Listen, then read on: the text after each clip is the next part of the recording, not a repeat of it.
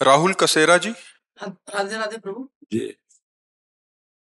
महाराज जी, इनका थोड़ा हंसी वाला प्रश्न है। महाराज जी, खूब जोर का भजन कीर्तन करने वाली भार्या चाहता हूँ, इसका चयन मैं कैसे करूँ? हेलो। प्रभु से प्रार्थना, अच्छी बात है, अच्छी बात। और आपके जैसा दिव्य बालक। हाँ, अच्छी बात है। और आप वो अवस्था भी बता दीजिए कि मतलब देखो बच्चा, उतने वर्ष तक उसका पालन पोषण करके फिर उसे विरक्त मार्ग में वृंदावन। पहले दुल्हन तो मिले यार। देखो, प्रेमानंद जैसा तो प्रेमानंद है। भगवान अद्वितीय सबको बनाते हैं, कुछ ना कुछ फर्क रखते हैं, नहीं रखते? तो हमारे जैसा लड़का तो या तो हम ही आए आपके यहाँ, तो तुम तो अभी इतनी अवस्था क्यों?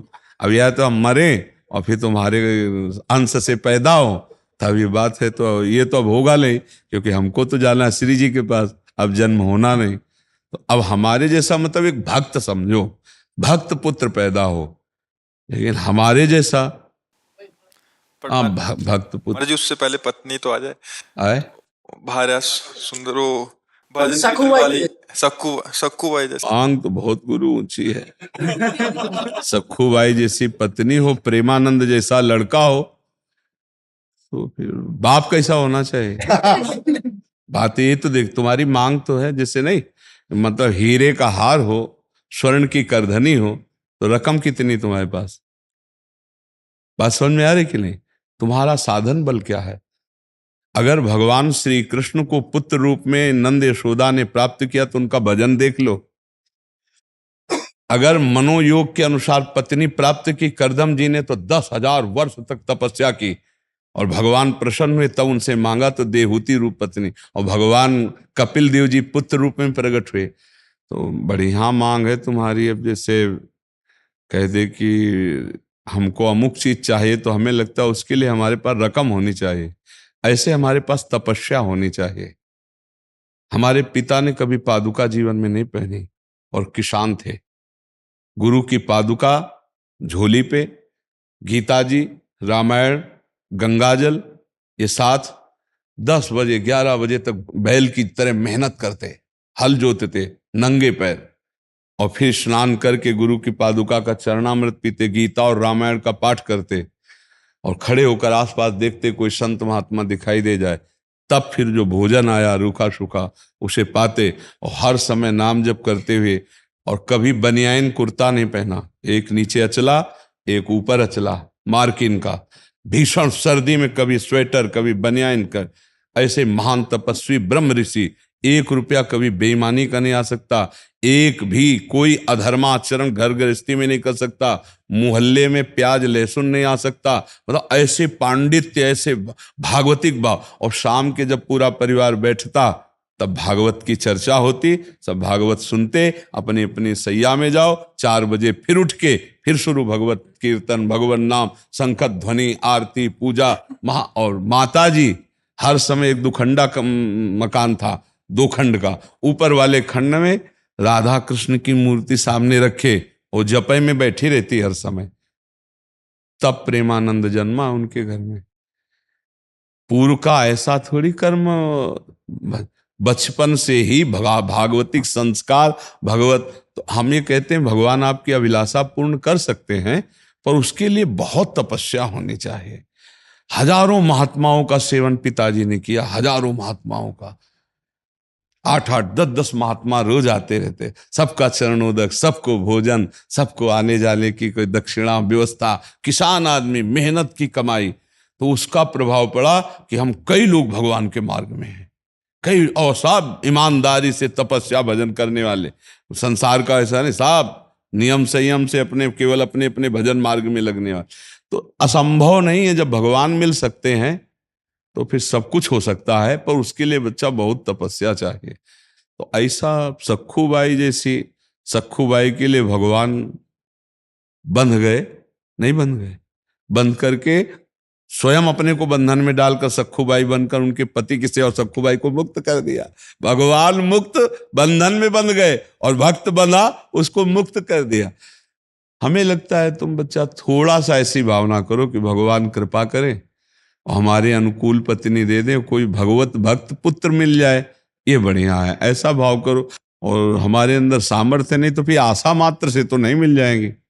नहीं, एक आशा करो, आपको बाजार में जाके तो वहां आपको पैसा चाहिए। ऐसे ही संसार में सच्ची मानना, बिना भजन और पुण्य के बिना कुछ नहीं मिलने वाला। जैसे जो लोग पाप कर्म कर रहे हैं, छीना झपटी कर रहे हैं और खूब धन एकत्रित कर रहे हैं, तो उनका पुण्य नष्ट हो रहा है। और जिस दिन पुण्य नष्ट हो गया तो सब एकत्रित किया भस्म हो जाएगा, देख लेना, सब नष्ट हो जाएगा पुण्य के कारण से। तो पुण्य का सारा खेल है। तो हमें लगता है खूब नाम जप करो। नाम जप करते हो? हाँ, खूब नाम जप करो। और भगवान से, यार हमें लगता है दुल्हन मांगने की जगह भगवान को ना मांग ले यार, फिर मतलब घुमा के जाने से अच्छा है भगवान को मांग ले कि आप ही मिल जाओ। तो भगवान को हमें लगता है सीधे उन्हीं से मांग करनी चाहिए और उन्हीं से कहे कि आपको पता है कौन भक्त कैसा है, आप आ जाओ हमारे भावना की पूर्ति के लिए। भगवान बड़े कृपालु हैं। देखो देवकी वसुदेव जी के यहाँ, दशरथ कौशल्या जी के यहाँ भगवान ही तो पुत्र रूप में। उन्होंने कहा आप जैसा पुत्र मिले, तो उन्होंने कहा हमारे जैसा तो हम ही हैं। भगवान सबको अद्वितीय बनाते हैं। भगवान की हम संतान हैं, कुछ न कुछ फर्क मिलेगा। दिमागी फर्क, रूप में फर्क, चाल में फर्क, सोच में कुछ न अद्वितीय मिलेगा। सबको अद्वितीय मिलेगा नहीं, एक जैसा नहीं मिलेगा। कुछ एक जैसे मिलेंगे, कुछ वस्तु है, लेकिन कुछ भेद होगा। क्योंकि भगवान अद्वितीय है तो उनकी रचना भी बड़ी अद्वितीय है। कुछ न कुछ फर्क रहेगा। सब एक जैसे नहीं, उनमें स्वभाव में अंतर होगा, उनकी चेष्टा में अंतर होगा। पर बहुत जोर का भाई प्रश्न रहा। अब याद रखेंगे कि सखू बाई जैसी पत्नी मिले और प्रेमानंद जैसा पुत्र मिले, पर पिता कैसा होना चाहिए? इसमें तीनों चीजें तुमने माता और पुत्र की बात कही, पिता कैसे होना चाहिए? राधा नाम जप करना। राधा नाम जप करो, डट के जप करो, डट के जप करो, कोई बात दुर्लभ नहीं। लेकिन मतलब अभी संसार में ये हो गया है प्रभु जी की, मतलब एक माँ जो है मतलब कि 4 बच्चों का पोषण कर सकती है, लेकिन 4 बच्चे मिलके एक माँ को पोषण नहीं कर सकते। इसलिए हम चाहते हैं कि थोड़ी भक्ता मिले, बस, और कोई डिमांड नहीं। थोड़ी भक्ता मिले ये तो चल जाता। आपने बहुत ऊंची बात कह दी ना।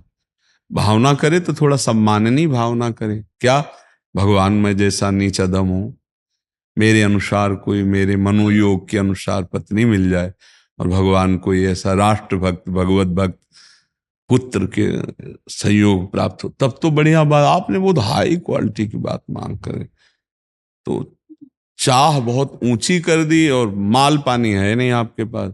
तो ऐसा नहीं कि एक से एक तपस्विनी, एक से एक जितेंद्रीय साध्वी है। भगवान कृपा करे तो ऐसा भी संग मिल सकता है। पर बहुत सावधान होकर पहले खुद को तैयार करो ना। अच्छी आशा रखो, नाम जप करो, थोड़ा दंड बैठक मारो। करते हो कुछ व्यायाम? महाराज जी जब से सुना, मतलब अभी फिलहाल 10-15 दिन से, तो मतलब कि सुबह 4 बजे उठता हूँ। उसके बाद वज्रासन में तांबे के पात्र में रखे आज ऐसा बताया गया है। हाँ हाँ, थोड़ा व्यायाम करते हो? अब शुरू किया है? व्यायाम शुरू किया, 10-15 मिनट करता हूँ। पहले अच्छा, अगर बताओ दुल्हन ना मिले तो क्या करोगे फिर? तो फिर बाबा जी बनेंगे। अगर अगर मांस मछली भी खाएगी तो नहीं करेंगे उनके साथ। मांस मछली भी खाएगी, लहसुन प्याज भी खाएगी। वैसे आजकल जो दुल्हन तुम मांग रहे हो, भगवान ब्रह्मा जी कोई नई रचना करे हो तो हमें नहीं लगता लई तो बहुत है कठिन। लई आजकल के भगवान कृपा करे, आजकल की बच्चियां बहुत और बच्चे भी बहुत ऐसे रजोगुणी। तुम्हारे जैसे सात्विक बच्चे तो बहुत कम मिलते हैं ना। तो भगवान से प्रार्थना करो, भजन करो, और अगर ब्याह ना हो तो बढ़िया बात सोचे हो, फिर भगवान के मार्ग में स्वयं चल दे, स्वयं प्रेमानंद बन जाए, प्रेमानंद में मगन हो जाए। इच्छा भी नहीं है ब्याह करने की, माता की थोड़ी चाह है, इसलिए थोड़ी इच्छा नहीं है इसकी, माता पिता चाह रहे हैं कि नहीं, माता चाह रहे हैं, पिता का ध्यान। पिता का शरीर पूरा होगा। कै भाई हो? तो बड़ा कौन है? बड़े बड़े हैं, उनका ब्याह हो गया है? हाँ तो ठीक है, तुम आप इंतजार करो सखू बाई जैसी कोई देवी मिले, और ना मिले तो फिर भजन के मार्ग में निकल पड़ना। पर अच्छा लगा यार तुमसे बात करके। तुम सात्विक पुरुष हो, थोड़ा सा अभी निर्णय करने में क्षमता कमजोर है, लेकिन आप ब्रह्मचर्य से आज से पक्का बिल्कुल ठीक से रहो ना। और अगर ब्याह हो, स्वतः ब्रह्मचर्य होता है, हम कभी अपनी चेष्टा से नहीं करते। हाँ ठीक है। आप क्या होता है बच्चा, जब प्रारंभ में हम स्वयं चेष्टा से नष्ट करते हैं उसका अभ्यास बन जाता है, वो फिर स्वाभाविक नष्ट होना। अगर प्रारंभ से ब्रह्मचर्य, जब तक गृहस्थी में न जाए तब तक ब्रह्म, तो जब गृहस्थी में जाएगा तो इसके द्वारा संतान भी बहुत बलिष्ठ और विवेकवान पैदा होगी। ब्रह्मचर्य बहुत अमोघ शक्ति है। ये समझो कि अगर आप 2 वर्ष ब्रह्मचर्य रहो, नाम जप करो, और फिर संतान की भावना और संतान उत्पत्ति करने की क्रिया के पहले भगवान को प्रणाम, समस्त देवताओं को प्रणाम, और शास्त्रीय पद्धति अमुक तिथि अमुक समय अमुक ऐसा, और फिर संयोग किया जाए, तो वो जो पुत्र हो 2 वर्ष मात्र ब्रह्मचर्य। फिर यहाँ तो गर्भस्थ शिशु हो जाने पर भी ब्रह्मचर्य नहीं रहते, तो इसीलिए वो आचरण विहीन संतानें होती। इसका बड़ा प्रयोग का जो शास्त्रीय पद्धतियां हैं, इनका बड़ा बल है। जिस समय भगवान कश्यप जी ने ब्रह्मचर्य धारण करके और विनता और कद्रु पर, तो विनता से गरुण भगवान पैदा हुए, अरुण भगवान पैदा हुए, 2 पुत्र, जो अरुण जी सूर्य के सारथी और गरुण जी हरि के वाहन, और कद्रु से भगवान शेष जी पैदा हुए, वासुकी जी पैदा हुए। ये देखो ब्रह्मचर्य का चमत्कार। वो ऐसे नहीं, जब संतान प्रकट करते थे तो बहुत वर्ष ब्रह्मचर्य रह के तप करके तब फिर संतान प्रकट करते थे। अब जैसे गंदे आचरण, गंदा पेय पदार्थ पे, गंदी भावनाएं, तो वैसे संतानें होती। अगर वास्तविक अपने जीवन में अपनी संतान की उन्नति चाहे तो कुछ समय तक ब्रह्मचर्य रह करके तब ऐसा, और जब गर्भ में बालक आ जाए, ये पता चल जाए गर्भ, तो कभी संयोग ना करे। फिर भगवान नाम कीर्तन, खान पान साथ, तो उस बालक में, गर्भस्थ शिशु में भक्ति के परमाणु आ जाएंगे, और वो चाहे राष्ट्र भक्त बने चाहे भगवत भक्त बने, वो नाम रोशन करेगा।